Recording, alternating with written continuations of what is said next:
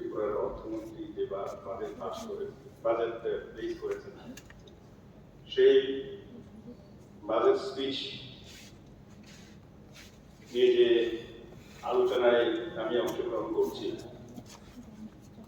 আমি যেটা দেখেছি সুন্দর করে দেওয়া হয়েছে বাজেট অ্যাটেন্ডেন্সে যে একটা ডায়াগ্রাম, 1 টাকা যদি খরচ করা হয় সেই 1 টাকা যে ইনকামটা কোথা থেকে আসবে। তো এইখানে দেখলাম সেন্ট্রালি স্পন্সর স্কিম সহ সেন্ট্রাল গভর্নমেন্ট থেকে যে ট্যাক্সের যে শেয়ার, ফিনান্স কমিশনের যে গ্রান্টস, সেইগুলি মিলে প্রায় little above 70%। States own non-tax revenue, that is state government যেটা নিজস্ব এটা রিসোর্স, যে সোর্স থেকে states own revenue tax, others মিলে 16.58%. Loan components, market loan and other borrowings 9.93, net public account থেকে 2.77. এই হলো 1 টাকা কোথা থেকে আসে ইনকাম হিসেবে। তো এখানে যদি আমরা দেখি আমাদের রাজ্যের যে নিজস্ব যে ইনকাম, এই ইনকামটা খুবই meager and we are totally dependent on the central resources. Yet, right from the independence of India and the joining of Tripura being the princely state with Indian dominion, তখন থেকে আমরা ত্রিপুরা C category state হোক যাই হোক, Tripura was dependent on the central resources. এটা তো আমাদের সবারই জানা আছে। তো এই অবস্থাতে অবশ্যই we have to cut our cloth, cut our cloth according to the resources. এইটাতে আমি যেমন এই যে রিসোর্সেস যে ড্র করা হয়েছে 1 রুপি কিভাবে আসবে, এবং পার্টিকুলারলি গত বছরের একটা রেফারেন্স দিতে চাই। গত বছরের যে বাজেট এস্টিমেট 26,992.67 কোটি টাকা, এবং পরবর্তী সামনে দেখা গেল 25,169.11 কোটি টাকা। এটা হচ্ছে রিভাইজ এস্টিমেট।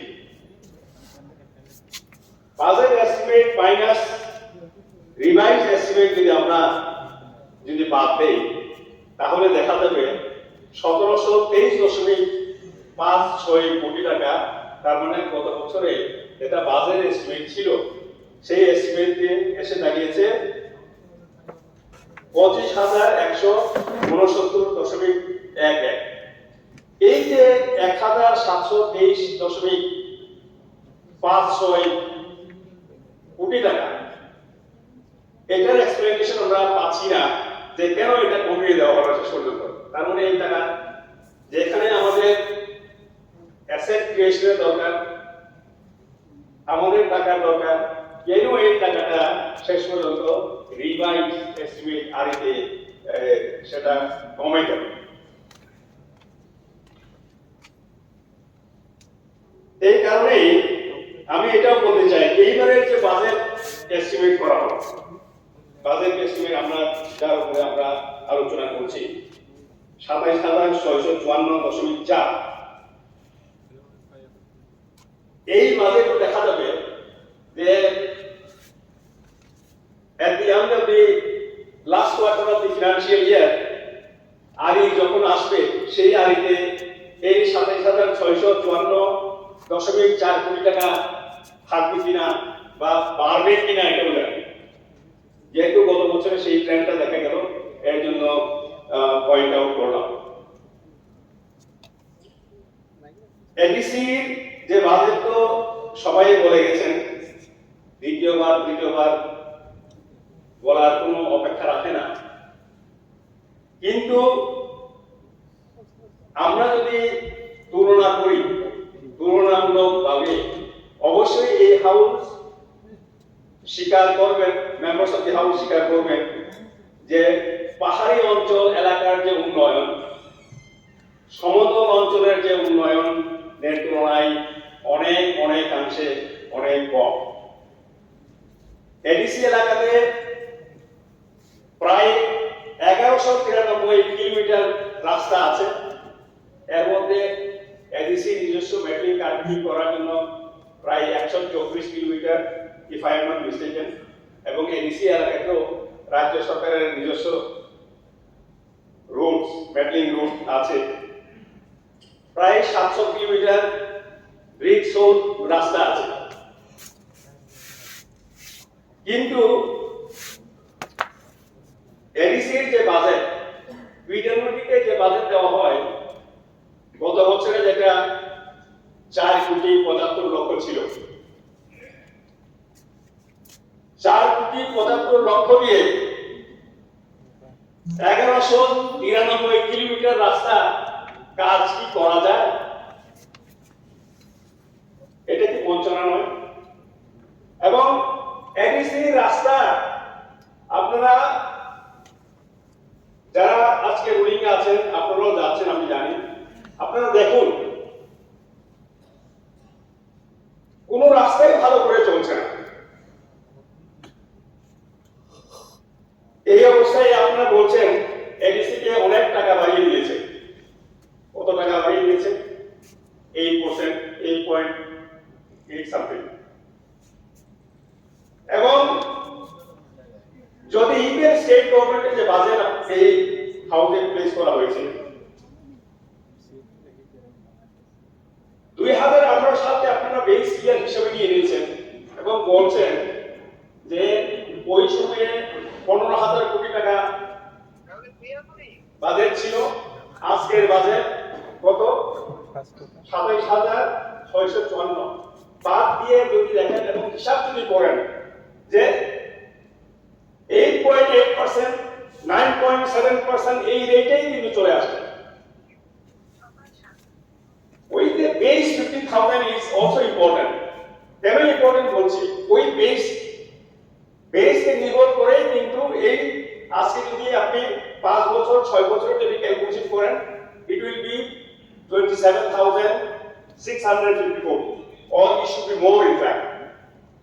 So যে বেসে যে ডবল ইঞ্জিন সরকার হিসাবে আমাদের ত্রিপুরা রাজ্যের অর্থের সংস্থান আরো যে হওয়া উচিত ছিল, সেই যেভাবে আমরা অ্যাসপিরেশনাল বা আমরা অ্যাসপাইরেন্টস পিপল অফ দ্য স্টেট, কিন্তু সেইভাবে কিন্তু হয়নি।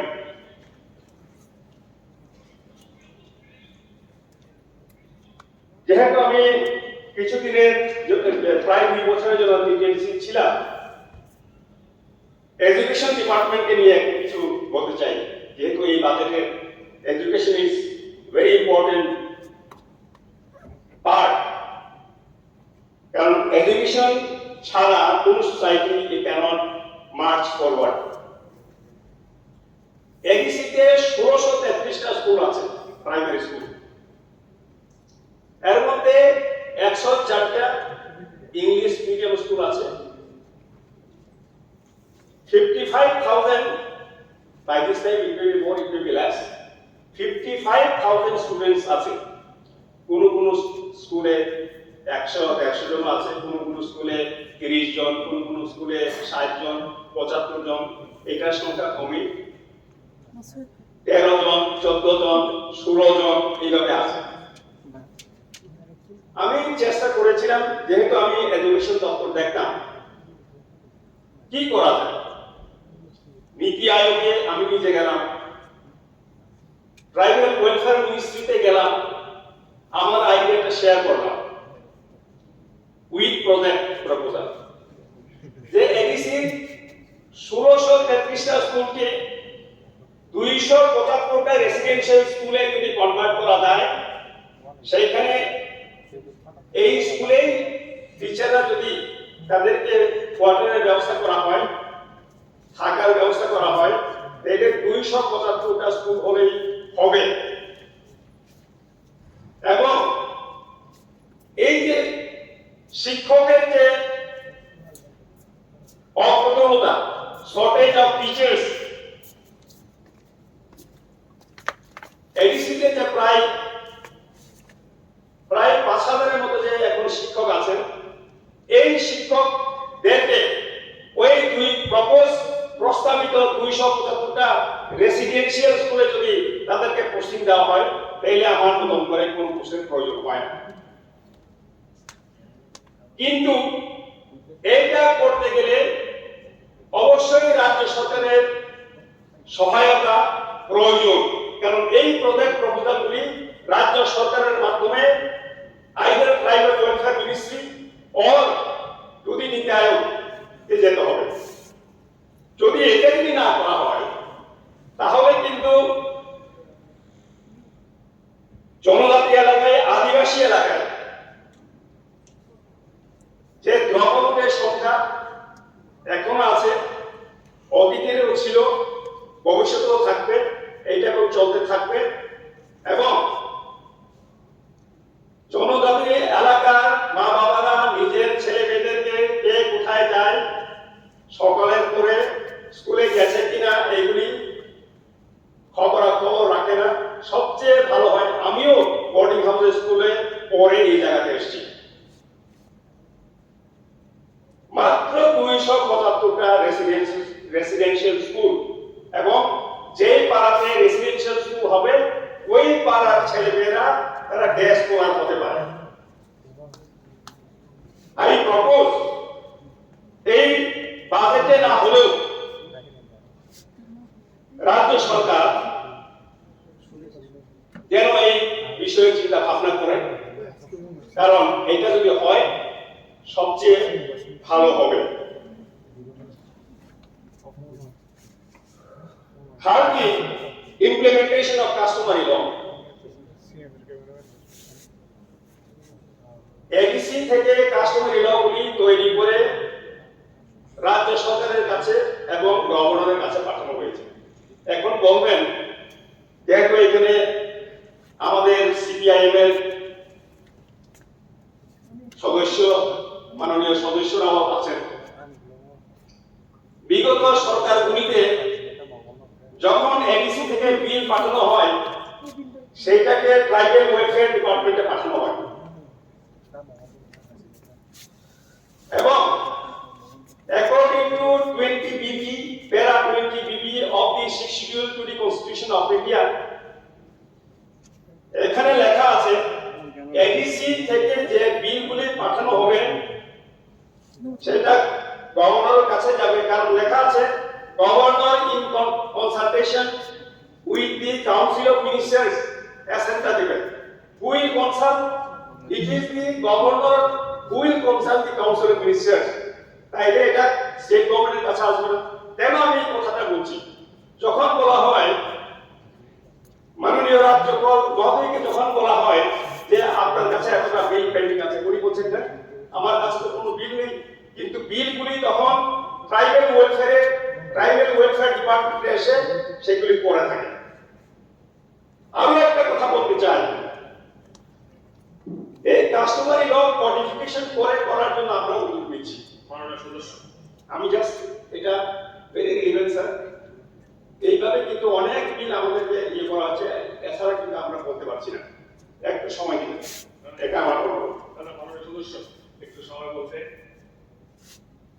আরো আছে, আমি এটা বলি। এই কারণে বলছি customary law in Khasi Hills District Council without codification, I repeat, without codification, ওদের ডিস্ট্রিক্ট জাজ খাসি হিলসে ডিস্ট্রিক্ট জাজ আছেন, ওরাই এটা ওদের কোর্টে এগুলি শুনানি হচ্ছে কেউ যদি কেস করে, এবং কোর্টের ডিসিশন ছাড়া, ডিস্ট্রিক্ট জাজের জাজমেন্ট ছাড়া হাইকোর্টে যেতে পারে না। এই ধরনের একটা ব্যবস্থা চলছে। কিন্তু আমাদের এখানে আমরা কোডিফিকেশনের কথা বলছি, আমরা কোডিফিকেশন ডিস্ট্রিক্ট কাউন্সিল থেকে কোডিফিকেশন করে পাঠানো হয়েছে, এটা যেন পাস করা হোক। থার্ডলি কি বলবো, রোমান স্ক্রিপ্টে সেকেন্ড অ্যামেন্ডমেন্ট করে এডিসি থেকে 2000 সনে যে বিলটা পাঠানো হয়েছিল এখনো ট্রাইবাল ওয়েলফেয়ার ডিপার্টমেন্টে পৌঁছে 23 বছর চলছে। কিভাবে হয় একটা বিল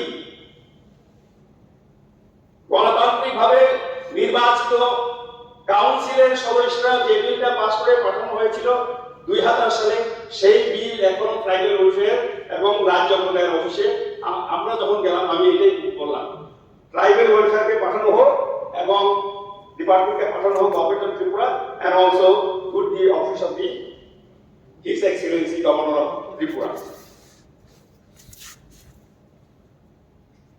Now I come little bit to my another bill is, sorry, TTIC Police Act যেহেতু পাস হয়েছে, TTIC পুলিশ রোল পাস করে এখন রাজ্য সরকার এবং গভর্নরের কাছে পাঠানো হয়েছে। কেন? রিক্রুটমেন্টের জন্য। এখন রাজ্য সরকার বলতে পারে যে এক পাস হলে, রুল পাস হলে কি রিক্রুটমেন্ট করা যাবে? আইন কি বলে? আমি যতটুকু বুঝি তাই বলছি, সেটা হচ্ছে যদি যদি পাস করা হয়, যখন পাস হয়, সেই একটা ফিনান্সিয়াল প্রভিশন, অর্থাৎ ফিনান্স ডিপার্টমেন্টের যে প্রভিশন আছে, ফিনান্সিয়াল প্রভিশন আছে ধরে নিয়ে সেই অ্যাসুরেন্স আছে বলে একটা পাস করা হয়েছিল। এখন যদি রাজ্য সরকার বলে যে না, এডিসিতে পুলিশ অ্যাক্টের অনুযায়ী পুলিশ রিক্রুটমেন্ট হবে না, এটা কিন্তু হওয়ার কথা না, হওয়ার ঠিক না। সুতরাং পুলিশ রিক্রুটমেন্ট রুল যেটা প্লেস করা হয়েছে রাজ্য সরকার এবং গভর্নরের কাছে, সেটা অতি সত্বর অনুমোদন দিয়ে ফেরত পাঠানো হোক। এরপরে পিডব্লিউডি ডিপার্টমেন্টে government of Tripura, in PWD department, government of India and HSCL, এই তিনটা দুইটা গভর্নমেন্ট এবং একটা এজেন্সি নিয়ে একটা এগ্রিমেন্ট আছে ত্রিপুরা গভর্নমেন্টের। কিসের জন্য? ত্রিপুরাতে রুট এন্ড ব্রিজেসের কাজ করার জন্য, বিশেষভাবে রুটস তাদের PMGSY। আমার সাথে পঁচিশরা থেকে যে কমলপুর, পঁচিশরা হয়ে যে কমলপুর রাস্তা গেছে, সেটা HSCL এর হাতে। যখন পিডব্লিউডির এক্সিকিউটিভ ইঞ্জিনিয়ার চিফ ইঞ্জিনিয়ারকে জিজ্ঞেস করলাম, বলছে যে HSCL আমাদের কন্ট্রোলে না, ওইখানে রাস্তা খারাপ হলেও আমরা কিছু বলতে পারবো না।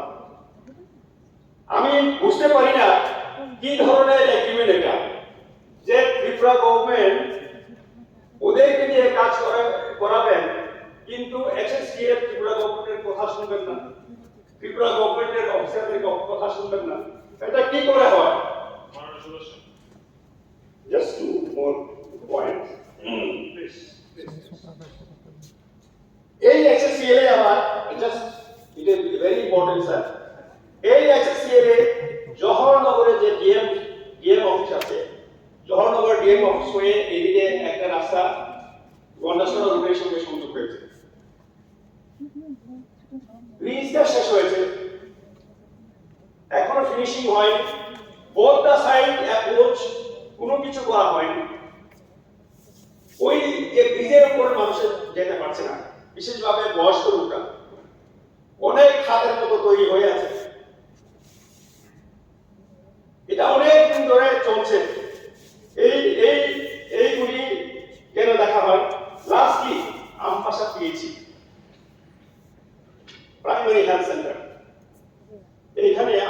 পেয়েছি, যেখানে আমরা সব পেয়েছি প্রায় 62,000 পপুলেশনকে কাভার করে, 2জন মাত্র ডাক্তার, এবং তারা প্রত্যন্ত অঞ্চল সহ ম্যালেরিয়ার জন্য যে কোনো জন্য তারা দৌড়ায়। এইখানে 2জন ডাক্তার আছেন, আরো 1জন ডক্টরের দরকার। তো সবাই আমাকে এলাকার জনপ্রতিনিধি হিসেবে, এলাকার জনপ্রতিনিধি হিসেবে চাপিয়ে যাচ্ছেন আরো 1জন ডক্টর যেন যে কোনো প্রকারে কিনা বলে অনুরোধ করেই হোক, যে কোনো ভাবে হোক এখানে যেন ইয়ে করা হয়, পোস্টিং দেওয়া হয়। এটা কাইন্ডলি মাননীয় মুখ্যমন্ত্রীকে আপনার মাধ্যমে আমি অনুরোধ করতে চাই, এবং পরিশেষে এটাই বলতে চাই, এইভাবে যদি পাহাড়ি অঞ্চল তথা গ্রামীণ অঞ্চলকে বঞ্চিত করে যদি রাখা হয়, যখন আমি বলি গ্রামীণ অঞ্চল, বিশেষভাবে পাহাড়ি অঞ্চল, এই বঞ্চনার মাধ্যমে আমরা এই বঞ্চনা আজকে নয়, শুধু এই বঞ্চনা বললে ভুল হবে, এই 73 বছর ধরে চলছে। তো এটা একদিনের নয়, যার কারণেই আমরা দেখেছি যে এইভাবে আমরা আমাদের আর অস্তিত্বের প্রশ্ন এসে গেছে, সার্ভাইভালের প্রশ্ন এসে গেছে, আমরা দেখেছি এইভাবে আর হয় না, যার জন্যই কিন্তু আমরা ডেটা ডিফারেন্সের দাবি করে চলেছি। এই বলে আমার সংক্ষিপ্ত আবেদন বা বাজেট সম্পর্কে যে অংশগ্রহণ, সবাইকে ধন্যবাদ দিয়ে আমি শেষ করছি। নমস্কার।